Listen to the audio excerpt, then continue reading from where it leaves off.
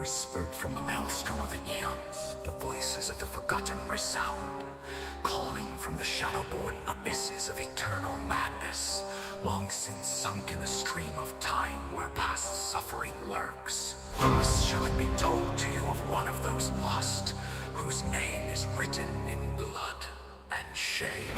Once the father was an honorable city guard, a shield of order, a servant of the light. But there came a day when the ruler's disgrace fell like a broken sword upon his head. For he rebelled against the injustice he was commanded to commit, to defy the tyranny of the patricians. The son of a city lord, a vain heir to abundance, of arrogant lowly disposition and full of vain pride, however little blessed with the gifts of the spirit, demanded that the whip kiss the back of a poor man bloody, because the plebeian dared to speak without reverence with the unworthy son of a noble. But the guard, noble in spirit and with the humanity of decency, refused the cruel blows that were not justified. The guard serves justice, not arrogance. He spoke with his head held high, the man of honor. But his words were only rebellious chatter to the ears of the patricians, whose hearts were cold as hardened steel.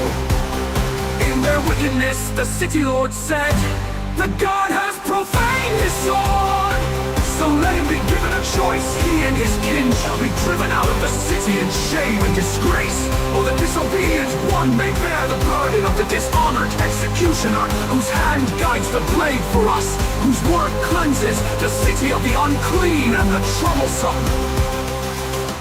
Reluctantly he accepted the blood-soaked office, for alone he would have submitted to his fate. But he could not deliver his family to the miserable destiny of roaming homeless and outlawed, haunted by the specter of gnawing hunger, with no way out, just waiting for an early end. So he became a hand of the order, death. The once honorable man, now a pariah, walked hunched over under the burden of his duty, forced to kill by the law and will of the patricians, an angel of death, a servant of terror, yet nothing but a dishonored servant of the mighty. But he never betrayed the humanity buried deep in his heart. Whispering from the maelstrom of the eons, the voices of the forgotten resound, calling from the shadow-born depths of eternal madness, long since sunk in the stream of time where past suffering lurks.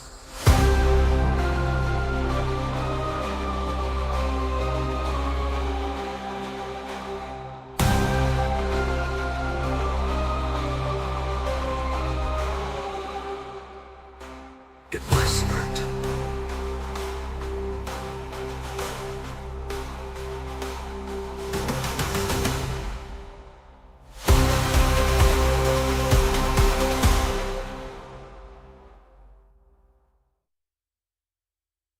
Whispering from the maelstrom of the eons, the voices of the forgotten resound, calling from the shadow-born depths of eternal madness, long since sunk in the stream of time where past suffering lurks.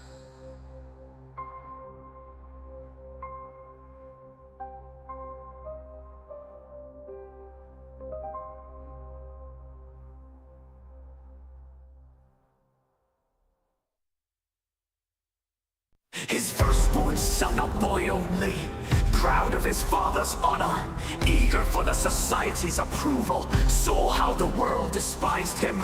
Once a playmate of the children of the city, now an outlaw, a hangman's son without honor. His friends turned away, their words became arrows, and he learned early on that the world is cruel. So he grew up, crumbling under the harsh looks of the citizens. The streets that were once his home became paths of ridicule and loneliness. But in the darkness of his heart, something was germinating. An evil that would not pass, a blade that sharpened, an all-consuming shadow that extinguished mercy and humanity. Thus the executioner's son, marked with the indelible stigma, soon became his father's apprentice, training in the bloody trade. The father father, a man broken by his burden, despising himself for his weakness, led his son's hand with trembling and hesitation. This is not a work that brings joy, he said, not a deed that a man does with pride. It is the yoke of the damned, imposed by the lords of the city. But the student of the cruel trade, now almost a man, showed no fear of the art of violence. His hands became sure, his grip firm, and an unholy fire glowed in his eyes, filling his father with fear and worry. What you now accomplish with ease, said the old man, will one day weigh heavily on your soul. But the words of warning went unheard to the apprentice. They were nothing but the ramblings of a feeble old man who had carelessly gambled away his honor. For the son, so unlike the father, saw in the deadly craft not only a terrible burden but perfection, an art of the blood, the fascination of Thanatos. With every blow, every death scream of the tortured victims, his pride in the accomplished execution grew. However, the father saw his son's dark passion with horror, prayed at night, his conscience haunted by the phantoms of the executed, that the Lord may have mercy on his son's soul. But the invocations of an indifferent deity went unheard. Morpheus' brother came to the father in dark splendor, spreading the extinguishing wings of gracious forgetfulness. A grave in the shambles was granted to the executioner, among those whom he himself had once executed. No peal of bells, no prayer honored his departure, only the silence of eternal sleep, from which there is no awakening, accompanying him. Whispering from the maelstrom of the eons, the voices of the forgotten resound, calling from the